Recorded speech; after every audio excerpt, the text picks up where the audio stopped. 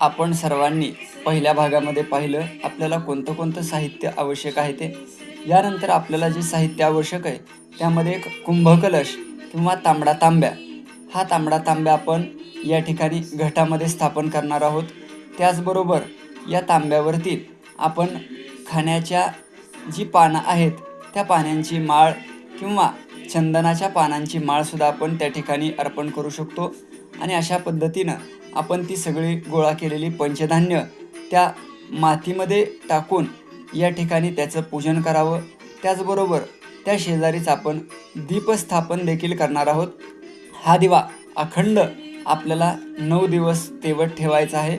काजळी किंवा अन्य कारणानं हा दिवा विझल्यास परत आपण तो लावू शकतो. त्याबरोबर देवतांची पूजा करून या ठिकाणी देवता आपण स्थापन करणार आहोत. त्यानंतर नवरात्र संपन्न होईपर्यंत देवतांची पूजा आपल्याला परत करता येत नाही.